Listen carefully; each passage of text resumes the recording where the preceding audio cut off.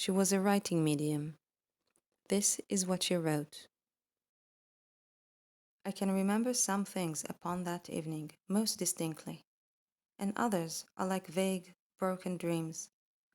That is what makes it so difficult to tell a connected story. I have no idea now what it was that had taken me to London and brought me back so late. It just merges into all my other visits to London. But from the time that I got out at the little country station, everything is extraordinarily clear. I can live it again, every instant of it.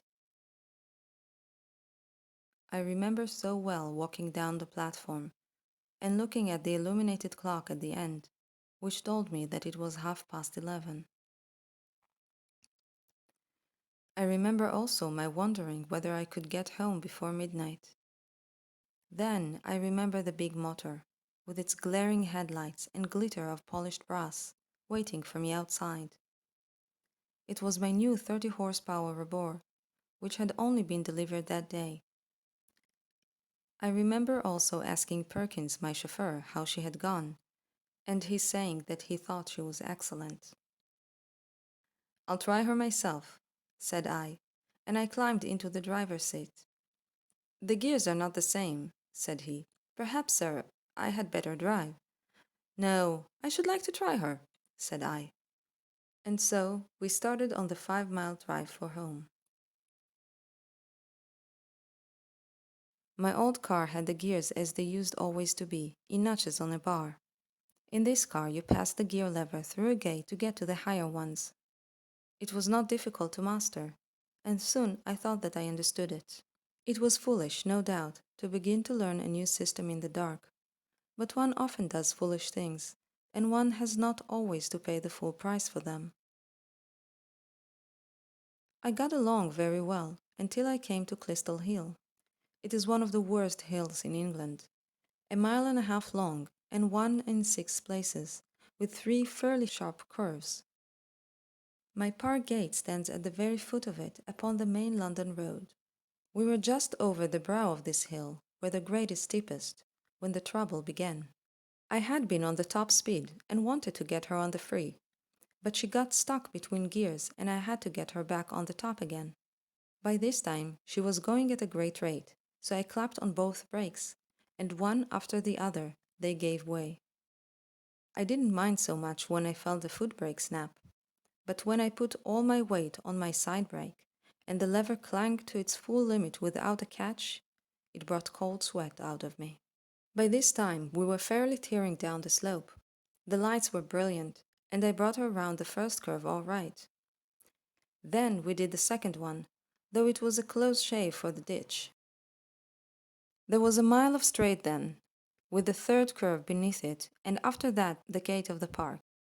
If I could shoot into that harbour, all would be well, for the slope of the house would bring her to a stand.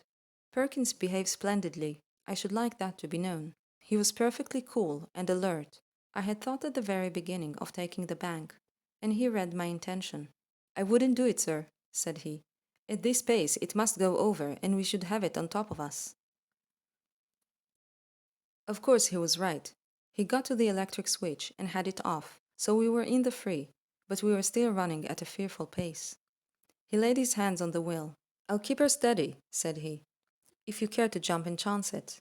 We can never get round that curve. Better jump, sir." "No," said I. "I'll stick it out. You can jump if you like." "I'll stick with you, sir," said he. If it had been the old car, I should have jammed the gear lever into the reverse and seen what would happen. I expect she would have stripped her gears and smashed up somehow, but it would have been a chance. As it was, I was helpless. Perkins tried to climb across, but he couldn't do it going at that pace. The wheels were whirling like high wind, and the big body creaking and groaning with the strain. But the lights were brilliant, and one could steer to an inch. I remember thinking what an awful yet majestic sight which should appear to anyone who met us. It was a narrow road, and we were just a great, roaring, golden death to anyone who came in our path. We got round the corner with one wheel 3 feet high upon the bank. I thought we were surely over, but after staggering for a moment, she righted and darted onwards. That was the third corner and the last one. There was only the park gate now. It was facing us, but as luck would have it, not facing us directly. It was about 20 yards to the left, up the main road into which we ran. Perhaps I could have done it, but I expect that the steering gear had been jarred when we ran on the bank. The wheel did not turn easily. We shot out of the lane. I saw the open gate on the left. I whirled round my wheel with all the strength in my wrists. Perkins and I threw our bodies across, and then, the next instant, going at 50 miles an hour, my right wheel struck full on the right-hand pillar of my own gate. I heard the crash. I was conscious of flying through the air. And then... When I became aware of my own existence once more, I was among some brushwood in the shadow of the oaks upon the lodge side of the drive. A man was standing beside me. I imagined at first that it was Perkins, but when I looked again, I saw that it was Stanley, a man whom I had known at college some years before, and for whom I had a really genuine affection. There was always something peculiarly sympathetic to me in Stanley's personality, and I was proud to think that I had some similar influence upon him. At the present moment I was surprised to see him, but I was like a man in a dream, giddy and shaken and quite prepared to take things as I found them, without questioning them. "What a smash!" I said. "Good Lord, what an awful smash!" He nodded his head, and even in the gloom I could see that he was smiling the gentle, wistful smile which I connected with him. I was quite unable to move. Indeed, I had not any desire to move, but my senses were exceedingly alert. I saw the wreck of the motor lit up by the moving lanterns. I saw the little group of people and heard the hushed voices. There were the lodge-keeper and his wife, and one or two more. They were taking no notice of me, but were very busy round the car. Then, suddenly, I heard a cry of pain. "The weight is on him! Lift it easy!" cried a voice. "It's only my leg," said another one, which I recognized as Perkins. "Where's master?" he cried. "Here I am," I answered, but they did not seem to hear me. They were all bending over something which lay in front of the car. Stanley laid his hand upon my shoulder, and his touch was inexpressibly soothing. I felt light and happy in spite of all. "No pain, of course," said he. "None," said I. "There never is," said he. And then, suddenly, a wave of amazement passed over me. Stanley! Stanley! Why, Stanley had surely died of enteric at Bloemfontein in the Boer War.